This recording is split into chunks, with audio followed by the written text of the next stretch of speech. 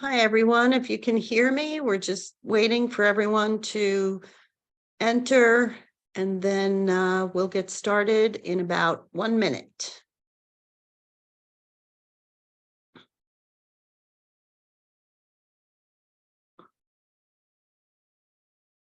Maybe 2 minutes.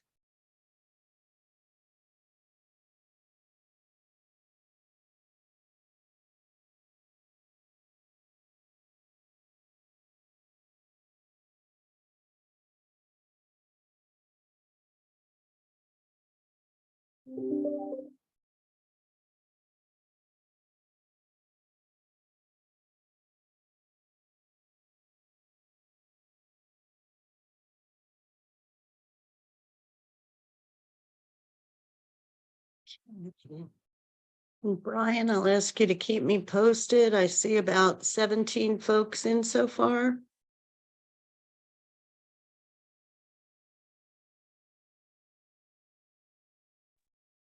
That's correct. And the next minute or so, and maybe a few late joiners. But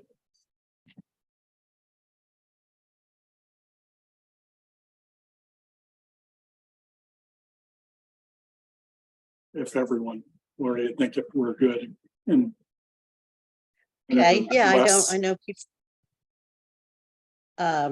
All right. Let's see. Well, welcome everyone. Thank you all for taking the time, and we'll just let folks in as they, Brian will let them in. But welcome to the pros and cons of participating in Giving Days. And we know we're all different when it comes to this, so we thought it was very timely to have this conversation.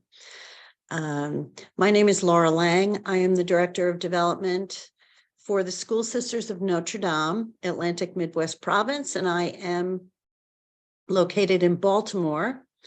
And what you will see on this recording is just the speakers. This is not like a CWR Flash conference where it's the Zoom and you'll see everyone's faces. So I would ask you to share your name and your organization and your location in the chat.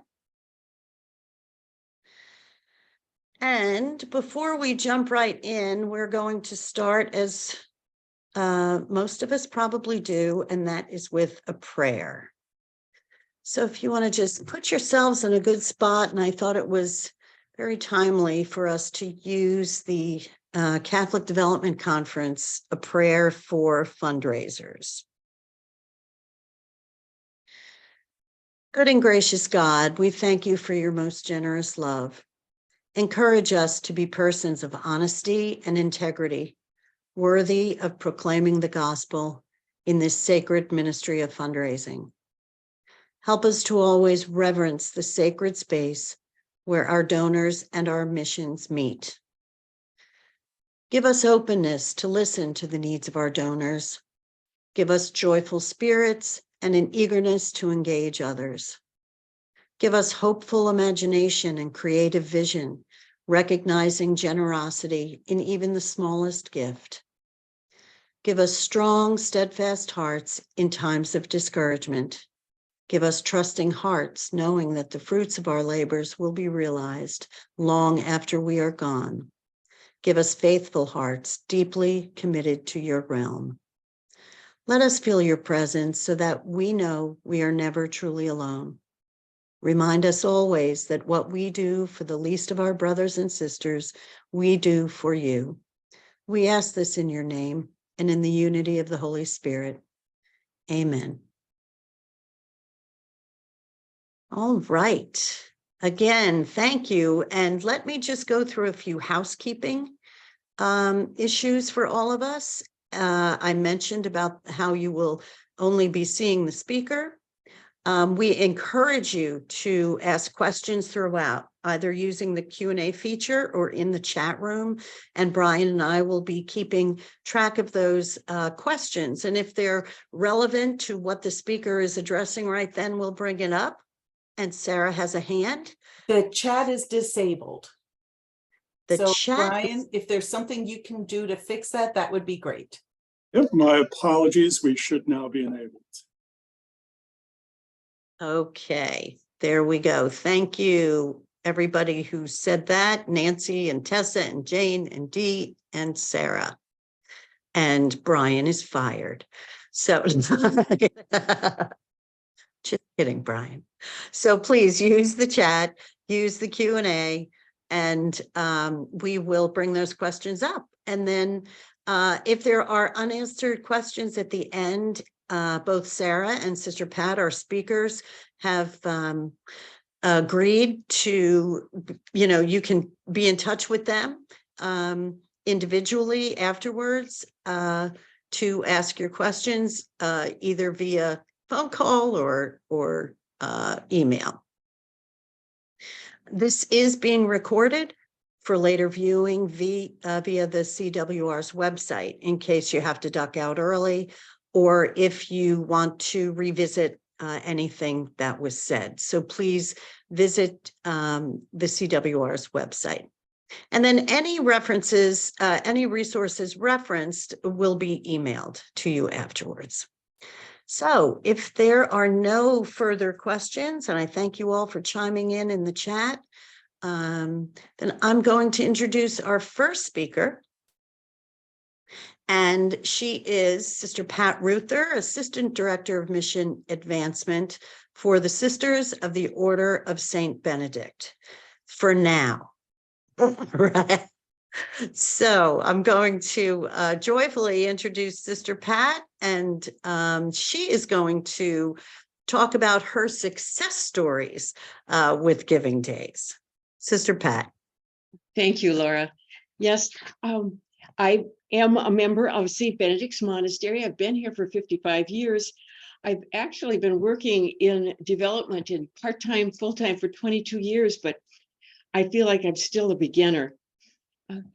St. Benedict's Monastery is a monastic, autonomous organization, and we're of about 155 sisters, and most of us live here at the Mother House in St. Joseph, Minnesota, or in our retirement facility in St. Cloud, Minnesota. So the fundraising and friend-raising that we do in our Mission Advancement Office is just for our monastery. So some of the fundraising will seem quite small compared to what you do for provinces or larger congregations. We have found that a Giving Day can be very beneficial. It's worth our time and effort to do it. But we only participate in one Giving Day a year. It's called Give to the Max, and it's a Minnesota-based one-day initiative started by a company called Give MN back in 2009.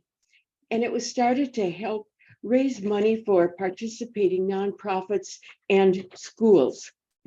It's always on a Thursday in November, usually the Thursday before Thanksgiving. Give MN, along with the Bush Foundation, they've joined together to provide prize grants and other initiatives to help generate some urgency and support, which is meant to help participant organizations raise more money. Give MN does charge a larger percent for each online donation that we do with our ordinary platform. But we find that since we are such a small community, we cannot do a Giving Day on our own. And so we just budget for that amount as our advertising budget. And it's one way that Give MN raises funds to do this Giving Day. We participated for the first time in 2010. Every time we choose a special project that we're promoting, it might be something very specific, such as our girls' camp in the summer called 3G Camp, or it might be something more broad called spiritual ministries that would take in our spirituality center, our spiritual direction programs, and a variety of different things. Give MN and Give to the Max have become very well known in Minnesota. And they do a lot of promotion. They give assistance. They will help organizations, give them wording for advertisement. They will help them develop videos if they would like assistance, logos, anything that helps focus what this event is about. There are many good tools that they provide. This Giving Day is the only time that our community directly asks for donations. All other appeals have been indirect, such as envelopes in magazines like we all do. It's been about at least 6 years since we've written any appeal letters. But of course, for our department, it's not a one-day event. Anybody in fundraising knows there's a lot of work behind the scene. We usually start around in September with the leadership team to develop a theme and a project that we're working towards. October, we start with the promotion of our event, letting people know what we're trying to fund, what our goal is, and how they can participate. We do this through our social media, our website, but all these electronic areas always direct people to a special page on the GiveMN site. They have a special site set up for all organizations that you can go in and say you're looking for a specific idea of what kind of an organization you would like to sponsor, and all the organizations will pop up on their site. So it's, if somebody is looking for a monastic community or spiritual ministries, our site would pop up. The first year, there were not a lot of organizations participating. So we received a special bonus because we were in the top 5 fundraisers for our category size. It doesn't sound like much, but we exceeded our $10,000 goal. And we thought that was pretty good for our first effort. But this event has become very popular in Minnesota, and hundreds of organizations now participate. And because it's an online giving, we have a lot of donors who want to be part of the event and like all the hype they hear about, but they're uncomfortable giving online. So we do accept checks and cash donations that are designated for Give to the Max and are added to the total. And on our special website in GiveMN, they do have a place where you do add that on, and they do recognize it. It doesn't qualify for adding to our gifts that we've raised on site for a special prize, but it does help us reach our goal. The past couple of years, we have been designing postcards and send them out to about 4,000 people to a selected query that we have. And the sisters actually write a personal note on each one of these 4,000 cards and sign their name. So it becomes a very personal invitation that we send out.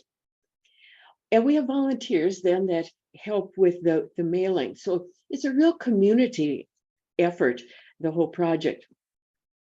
We also write a script for all the sisters to either email or by phone call or letter writing to friends and relatives, encouraging them to participate in this special day. It has increased. At first, the sisters were very hesitant. They didn't want to ask their families. They didn't want to beg their families. Well, we re-educated them. And now it's, when are you going to give us that? When are we going to get the script? So this is wonderful. We have donors who have been giving larger sums, and they now give it ahead of time as an incentive gift. Often it's somebody that doesn't like to give online, or perhaps it is somebody that gave a significant amount online, and we then ask them if they'd like to give it ahead of time to be an incentive. Now, this isn't what you're calling it a matching grant, because we've got the money. It's not like we only get it if somebody else matches it, but we're trying to show that there are people out there who really support this effort and have already given and hope to encourage others to give. We increase our goal every year a little bit. we kept it pretty stable during COVID. But actually in 2019 probably was our best year. And again, it may sound small to you, but for us, it was quite significant. We raised 103,000 in that one-day event. But like I said, it takes more than a day to raise it. The sisters are looking for, we put up thermometers in our dining room, at our reception desk. People will come in and say, how are you doing? What's the thermometer show? There's a real buy-in all around to this day. So I see the advantages of participating in a giving day in, well, for the one we do, it's our presence and name recognition in a well-known and well-publicized event. It's community building for our monastery, and people feel like they're part of something, all the sisters, even if they're just praying for the event, they all want to be part of it. And it's a good building of relationships with our volunteers who participate. And it brings together our donors for a special day and generates enthusiasm for our mission. And surprisingly, we get new donors from all over the country. I'm not sure how they find us sometimes. It's their first time donors. One person, when we emailed them and thanked them, I asked him, how did you find us? Or how did you? And that year we had been promoting our CSA, our gardens that we had. And the person said that they had been looking, just Googling for events or places that they might donate that they felt were ecologically sound and promoting good environmental practices. And for some reason, when they Googled, our monastery showed up. They donated to give to the Max, and they continue to be donors. So that doesn't happen a lot, but we do get it that way. And like I said, for us, we do raise significant funds for a specific project. So those are all reasons why we continue to have our giving day, because we have found it beneficial for our community. So if you have questions, I'd be happy to ask them. If I talk too fast, I'll repeat. Sister Pat. Yes. So how does the association with the Bush Foundation work? Our gifts, will they come directly to your website, or do they go there and then you get the funds? It depends. I think it usually comes at the end. Sometimes they will add it to our donation, like if one of their promotions is every hour they draw a name of people that have given during that hour. If they draw a donor that has given to your organization, you receive that gift that at that time, and they will add it to your site, and you'll see it on the scrolling up to meet our goal. If it's at the end of the day where you're in the top 10 or 15, if you're lucky, you receive that later. You know, they often have a special event where they hand out those. Is there a fee charged for this? Just the fee that we have to pay for every online gift. We pay 6.9%, which is high. Wow. Yes. We don't have that for our regular one, but we find that we're willing to pay that for what we get from it. Amy, Miranda has a question. How did you encourage sisters to promote it with their family and friends? I'm a cheerleader, and so I usually get up at our chapter meetings. I try to do some education, always positive, and talk about how, nobody can say yes or no if you don't ask. We've all done that. And I always say no is an okay answer, but you at least have to ask. And we've had family members say, well, you never ask us. We didn't know. You've never told us about this. Or they hear it from somebody else and they say, how come you haven't told us about it? So it's taken years. I mean, we've been doing this for 12 years now. This didn't start out this well. There's a question from Nancy Ketchum. How long does it typically take to prepare videos, photos, text for Give Minnesota? Amanda probably can answer that because she's our communications person here at our monastery, and she's tuned into us. And she does our designing. And when we first did it, she wasn't around, and we spent a lot of time we worked with the college campus. We're on the same campus as the College of St. Benedict, and they helped us with videos. But what Yeah, would I you can- say, Amanda, for time-wise? Like Sister Pat had mentioned, we usually don't start really going hard with this until about September, because usually the leadership team doesn't know what we're going to be going for yet. So normally I'd say even just a couple weeks of really working at that, and that being the main focus is what it takes. And some years it's as simple as putting some photos together with music and making a video that way. Other years we try to actually get video. And so it really just depends on what else is going on and how big and broad the what we're trying to do. Sometimes, like Sister Pat had said, it's just spiritual ministries, so it's very broad, and other times it's very specific. And do you also use social media, other social media to promote it? Yes, we do.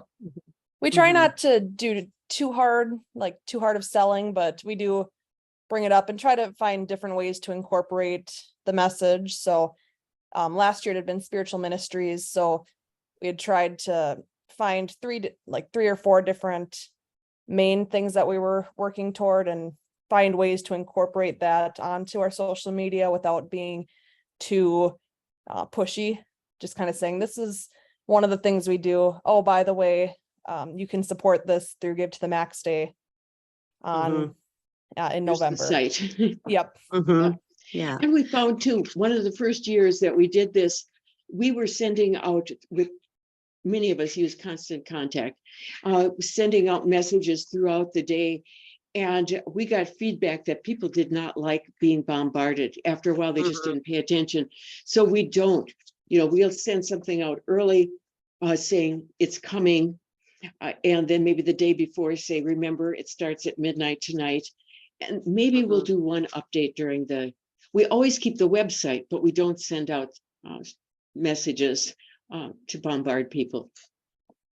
Right. And you, here's another question from Mary. What do you have the sisters write on the postcards? Oh, I give them about 4 or 5 different lines, and it's suggestions that they can choose from. And it might be something as simple as, thank you for your support in the past, or we're praying for you, hope you will join us. It's just maybe a 1-liner or a 2-liner. But we've actually had sisters who signed the postcard, got a letter back from a person saying, I got your postcard.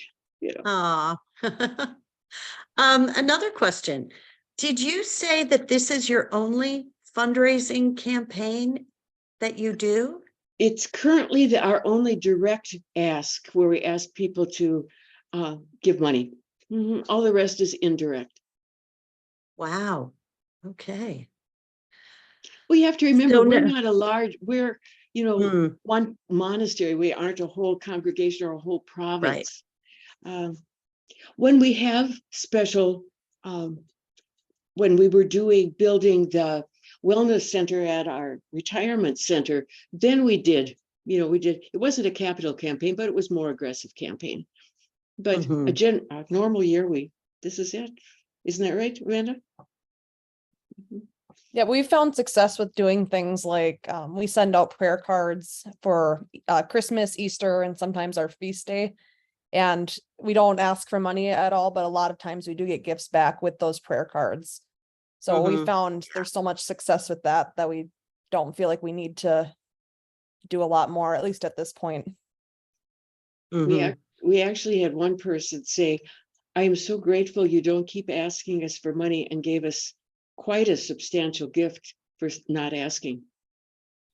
That was a question we had from someone asked about what is an indirect ask, but that's what you're saying. You may say send prayer cards and other things without. Put the envelopes in our coming right out. publications. When we write Mhm. thank you letters, we do not put an envelope in because we feel like just because you've given a gift, we aren't asking you for another one. Yeah. And when you send, another question from Allison Lucci, were you sending direct appeal letters when you first started participating in Give Minnesota 10 to 12 years ago? Oh, gosh. I think we did a year at the end of the year appeal, but I can't remember. I'm getting too old. I don't remember. I know. So, Been a long time. okay. That was great, Sister Pat. Any other questions for Sister Pat before we move on? Okay, seeing none. Now, oh, plop. Okay, sorry. Thanks for sharing, Sister Pat. So now we're going to move on to Sarah Harris, who is the Director of Advancement for the Sisters of the Holy Names of Jesus and Mary, U.S., Ontario Province. Sarah is now in DC, but she was on the West Coast, and you can share more about that with everybody, Sarah. And Sarah's going to share why she doesn't like giving days. So Thanks, Sarah. thanks, Laura. And yes, I am living in the Washington, D.C. area now, but I have worked for the sisters for 7 years. And the first 6 of those years, I was at the provincial offices in Marylhurst, Oregon. And prior to joining the sisters, I worked for the Leukemia and Lymphoma Society as executive director of the Oregon, Southwest Washington, Idaho, Montana chapter. So I've seen Giving Tuesday both from a very large national organization and also from our community perspective. I've been in fundraising for about 30 years, so Giving Tuesday hasn't been around that long. So for those, I'm assuming people have heard of Giving Tuesday, but just as a little background, it was started by the YMCA in New York City about 10 or 12 years ago, about the same time that Give to the Max started in Minnesota. And it was really sort of a response to consumerism. You know, Black Friday was people going out and doing their Christmas shopping the day after Thanksgiving. And then Cyber Monday was back in the days when we didn't have good home internet and people went to the office on Monday to do the shopping that they couldn't do over the weekend. And then on Saturday became Small Business Saturday. And the people at the Y said, you know, after all that consumerism, people really need to give to charity. And that's how Giving Tuesday came about. So it started with this one organization, and they started inviting more and more charities to participate. Currently, I think there's charities from 150 different countries that participate in Giving Tuesday. So when I started with the Sisters of the, so that's just the Giving Tuesday background. When I started working with the Sisters of the Holy Names about 7 years ago, they were about 10 years into a merger of the 5 English-speaking provinces in the US. So previously we'd had fundraising activity in the California province, the Oregon province, and the Washington province. And then we had a East Coast province that was called the New York province, but we have sisters in New York, DC, and Florida, and then Windsor. And Windsor, we had some sisters kind of come over to the Midwest, but really our sisters are on the East and West Coast. And when the sisters originally came to those places, they were teachers. And they started schools, they started parish schools, they started independent schools and high schools. And their relationships with students have been very important long-term. And so our donor base really, well, not exclusively, and certainly family members are a big part of it, but that grateful student, instead of a grateful patient, we have grateful students who are our primary donors. And because they really appreciate the value of the education that they received. So when I came to join the sisters 7 years ago, after 10 years of each of those province fundraising departments continuing to operate independently, Giving Tuesday was not high on our radar of things that we needed to prioritize. I'd been with the sisters for about 6 months when Giving Tuesday rolled around, and it really was a deliberate decision not to participate for a variety of reasons that I'll get into. But I didn't realize I needed to communicate that to our communications department. And our communications department is separate from advancement with this in the Sisters of the Holy Names. And there was a young person who was in charge of all the social media posts. And during the day, she was getting all the emails from charities she supported, and she was seeing on Facebook all of the posts about It's Giving Tuesday and all the reasons why people should support it. So around 4:30 in the afternoon, I glanced at Facebook, and there's a post on the Sisters of the Holy Names Facebook page saying, "Hey, it's Giving Tuesday. Did you know you could support the Sisters of the Holy Names too?" And that was the entirety of our Giving Tuesday campaign that year. Of course, I jumped out of my chair and walked quickly. You don't run in the hallways, but walked quickly down the hallway and said, can you please take that off? Because, you know, it was just a Me Too kind of thing. And it really did not fit with who we are as an organization. So I just share that as a cautionary tale of what not to do. Don't just put something out there and say, it's Giving Tuesday, support us. So why don't I like Giving Tuesday? Why do I say just say no? And it's a little bit different for giving days that you create on your own. But in general, these really big giving pushes, for me, there's a philosophical reason that in fundraising, and particularly in faith-based fundraising, we're in the relationship business. And there's nothing relational about guilt, which is really what the genesis of Giving Tuesday is. You've spent all this money on gifts for other people. You need to now make a charitable gift so that you can feel better about your consumerism. And it doesn't feel like who we are as an organization. It doesn't represent the sisters well by saying, you know, now's your day to give to us. And we talk about fundraising as ministry.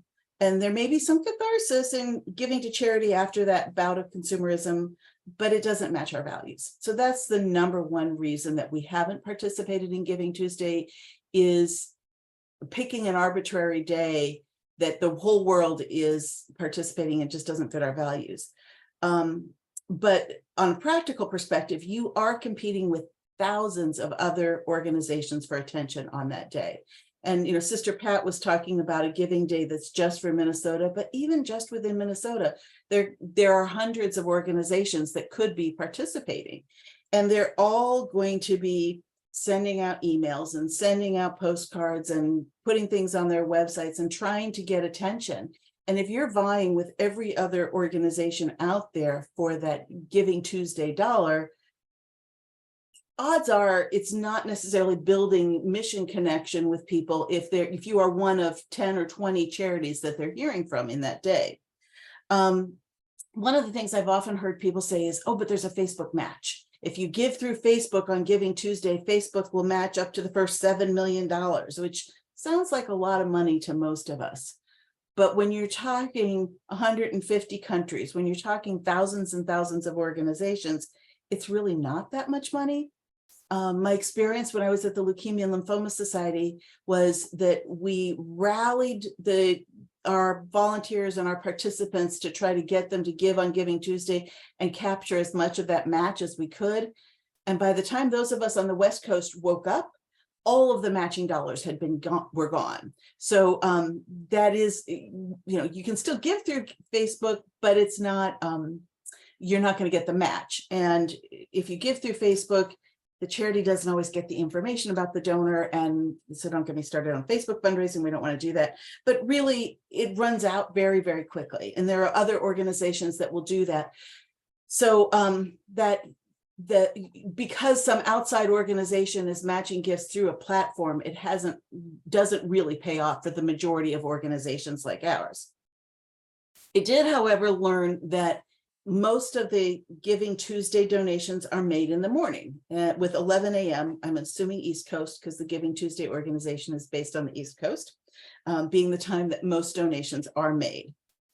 As Sister Pat and Amanda were saying, Giving Tuesday is not a one-day activity. So it seems like, oh, we'll just, you know, put out a little flag that says it's Giving Tuesday and you can support us, but to really do it well, to get to the point where you're raising $100,000 in a day, it requires months of preparation, thoughtfulness.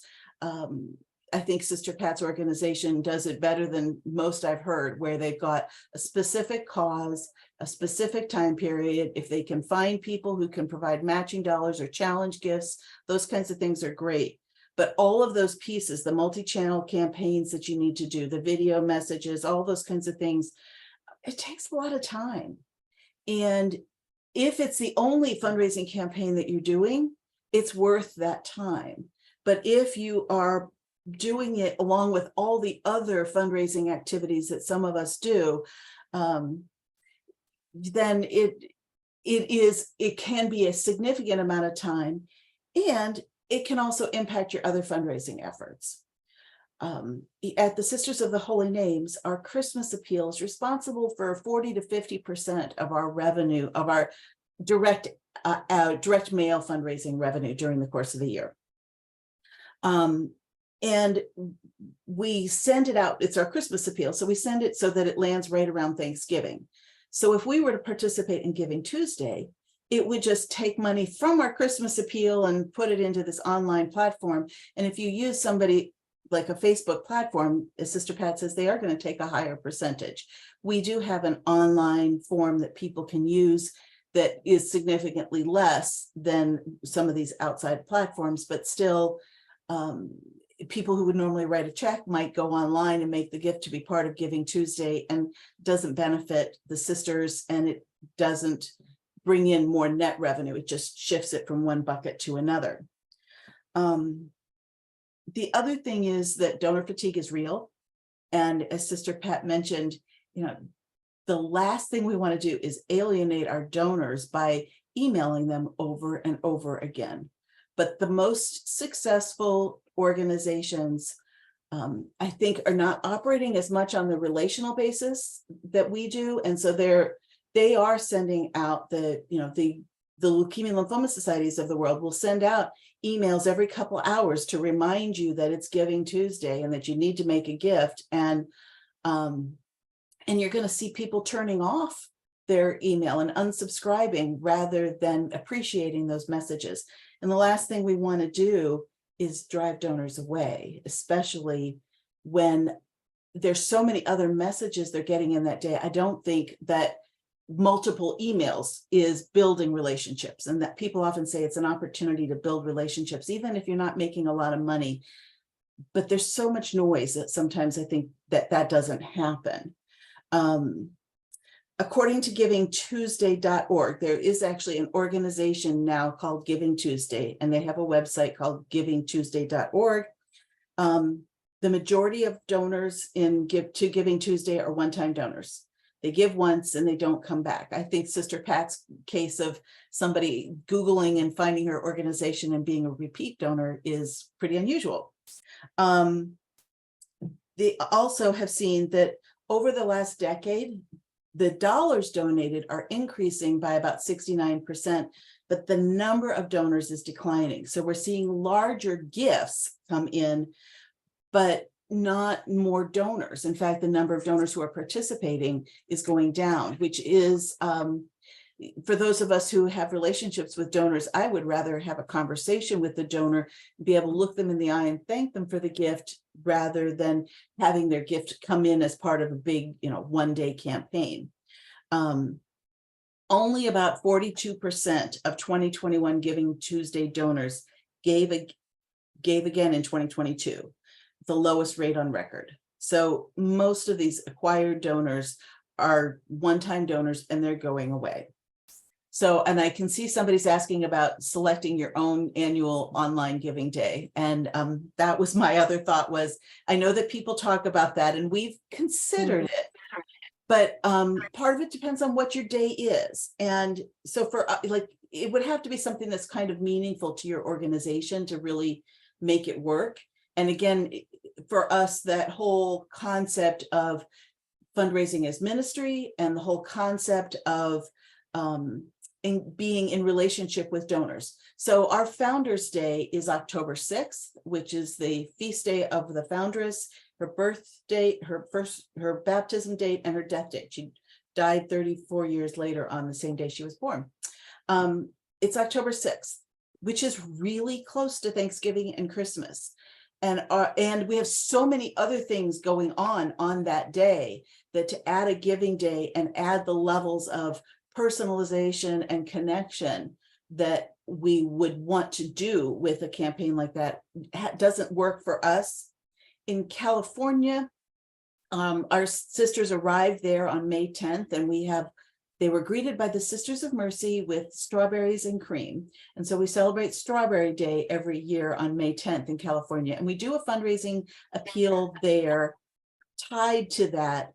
But it's not a one-day campaign. It's about a 6-week time period when people can give, because that one day is just arbitrary. And I'm not sure personally that it matters that much if somebody gives on that one day or during a time period, but we do celebrate our sisters' arrival in California every year with a Strawberry Day campaign. And, there are natural giving days. Christmas and New Year's are really logical times that you might pull in and use as a giving opportunity, without that sort of arbitrariness that comes with, because you just spent a lot of money on gifts for people, you should now give money to charity. My closing comment was, if fundraising is a ministry, there's very little ministry in announcing that you should give today because we've declared a day of giving. And my personal belief is that you really want to build long-term relationships, that you're not going to get good donor acquisition when you're competing with lots of other organizations. You're really going to just be appealing to your core donor base. And unless you really, if you wanted to do something like a standalone event, you really have to think of it as an event and all of the work that goes into it before and after, and having a particular reason for it. So that would be my take on it. Is it doesn't match philosophically. From a practical perspective, there's a lot of work that goes into it, and it could be taking money. It's just moving money from one bucket to another. Sarah, there are a couple of questions. Okay. Beth Murphy is asking, would there be any benefit to CWR hosting a giving day for member congregations? And everybody, chime in the chats if you want. And it might be interesting too, if you could chime in just in the chat, maybe a thumbs up or a thumbs down, or yes or no, you do participate, you do one, or you do not do one, just to get an idea. Maybe raise your hand if you do, or something like that, so we can have, is there a way to do a vote or something? Well, Well, it's above so my pay grade. I guess, yeah, I know. My thought on whether CWR should do something like that is, it would require a lot of work for CWR to get the kind of national visibility to create a platform for people to do this. I think there are groups like SOAR that already do national fundraising for religious communities. I just don't, I mean, it would require a lot of resources on CWR's part to build the platform, along like Giving Tuesday has major sponsors from like the Gates Foundation and things to help underwrite their costs to get the visibility for it. And I was talking to somebody the other day who was telling me last year on the Tuesday after Thanksgiving, the Today Show was talking about, we've had Black Friday and we've had, Cyber Monday, and today is, and she was all ready for them to say Giving Tuesday, and they said Travel Tuesday. So, even with all the money and energy Giving Tuesday has put into this is a day of giving, not everybody knows about it. And I think it would take a lot. My personal thing is that CWR would really have to put a lot of money and energy into it. And I don't think it's worth it. Because we don't have a common foundation day or anything like that among our community. Right. So again, if everybody could just put in the chat, if you do a giving day, it doesn't have to be on Giving Tuesday, but yes, you do a giving day, or no, you do not do a giving day. Be interesting to see. Brian can launch a poll. That would be great. So Brian's going to do a quick poll. Do you participate in a giving day? Excellent.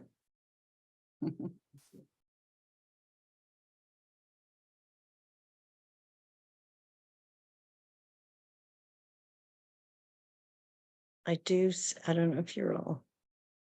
Yeah, so Okay, so if everybody could just.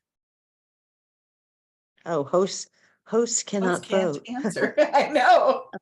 We don't. We don't either. Other than that one brief post. Mm-hmm.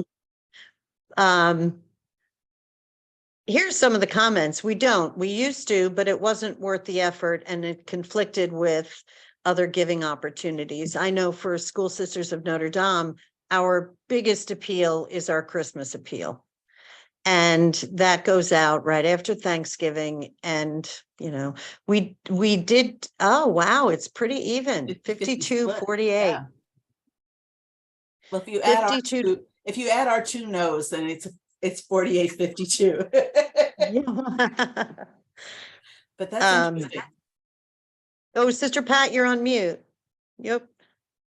I just said you could add my yes. Oh, well, then it's a 50. There you go. Yeah, it's very interesting to read some of the comments. You do it on Giving Day. We do an annual campaign, but no Giving Day. Yeah, and I think for us, our Christmas appeal being the largest, we don't want to, you know, do anything, and that benefits retirement. So Yeah. we just don't do that. And we have with our Founders Day being so close to the end of the year, we have the same issue there, where it's just we don't want to do anything to take away from our end of year giving or Christmas. Yeah. Now, Dee brought up a good point that let's see, they do Giving Tuesday, and a few of the markets where we have ministries. So if you have schools or workforce programs or whatever else your ministries might be, you know, are they doing their own? I know for us, they are. So if anyone wants to, we do not do to our November All Souls mailing. Mm-hmm. We do give on, what is that? STL, is that St. Louis or Seattle? Mm-hmm. Probably St. Louis. But with little effort, just to say we were involved, I don't think it's worth the effort. Mary Moran says our diocese has a We Give Catholic Day. That's interesting. I have seen that in other dioceses around the country. But when you're like us and you're in so many dioceses, that you could pull your hair out trying to pick where you're going to be. You still need to know where you're located and what your clientele is. You know, with your province, you're all over the place. We're just here. Right. Is it Jane Buse Miller says, we tie Giving Tuesday into our communication plan with our annual appeal, and the monies then go to the annual appeal. So Michelle Basista, we participate in the local Erie Gives Day, the second Tuesday in August. And we participate in the National Give Catholic Day on Giving Tuesday. And she puts that in if anyone's interested. There's a, Michelle puts the website there, igivecatholic.org. So very, very interesting. Other questions? I was reading Nancy's chat about even if you get a small percentage of returning numbers, that it's in line with direct mail acquisition. And I guess the question, the percentage of returning donors is based on Giving Tuesday statistics, which includes the really large organizations like the Leukemia and Lymphoma Society type organizations or the American Heart. And in our case, I think it would be really hard for new donors to find us. So if you got any new donors, that would be great. But the statistics are, I mean, that's one of our biggest challenge is finding people who are new to us for donor acquisition in general. So, if Giving Tuesday would do that, that would be great. But usually it's the people who are in your database. Connection. Very rarely do you have a Sister Pat situation. Well, and that's rare. We don't have a lot, but we do have some that's the only time they've started with that, and then they continue to give. Some have given other times too, because they start getting our cards, our publications, and so Right. And Beth Murphy said that she was intrigued, Sister Pat, by your process, that you focused on a specific need only. And if I could share that we did participate 1 year in Giving Tuesday, and we used our partnership with Beyond Borders in Haiti to specifically raise funds to build 75 water catchment systems in Haiti for 75 families. It was so tangible. Yes. People did jump right on that. But as some of you have mentioned too, it's hard to get leadership maybe to decide on which projects. And so just to say retirement of the sisters but it will never be as successful as something as tangible. Yeah. It depends upon your base. If they are alumni who are older, we had sponsored the college. We now, it's independent, but the older people, those are the ones that give to retirement because they remember all their teachers. That's right. Our younger donors, that's just not in the picture. Yeah. So a specific thing is more important to them. Nancy also says it's so important if you do this to not make the mistake in following up with these first-time donors. And that's so true. We all know that, if you don't follow up, you're going to lose them. And Brian has been putting several websites in the chat, and maybe we can even share that afterwards. And then Amy also says, I love Sister Pat's idea to have the sister ask their friends and family on that day. So there you go. Oh, thank you for the plug. That's something we have struggled with for a long time is having the sisters feel comfortable enough with giving and inviting their family members to be part of the ministry they've committed their lives to. Exactly. And so, I keep saying, just let me send them the newsletter. But it's still a work in progress. It is. They're humble. It's yeah. Well, they don't like asking for themselves, and they feel like this is asking for them. And that's one of the big issues. Can focus on a specific ministry or a specific project. It's our project, but it's for somebody else, indirectly. Right. That's where the retirement piece is hard for them. But if we're asking for our affordable housing ministry or something like that, they're happy to. I've had sisters who took our immigrant and refugee fund and made it a birthday fundraiser, where they asked all of their friends on Facebook to support our immigrant and refugee fund on their birthday. So, there are ways to do that, and there are ways to use social media and you can make it an individual sister giving day instead of the whole community giving day and things like that. Yeah. Excellent. Any other comments or questions? I don't see any in the Q&A. There's one question about Sister Pat. How do you credit your success in increasing revenue over time? Partly is we have gotten more buy-in by the community and people are willing to ask. And I think also the fact that we do call some of our major donors, we do call them ahead of time and ask them not to give on the give them insight because of the cost. And that's where we asked them if they wouldn't give that same amount or whatever they choose ahead of time, and to save that percentage to actually be part of.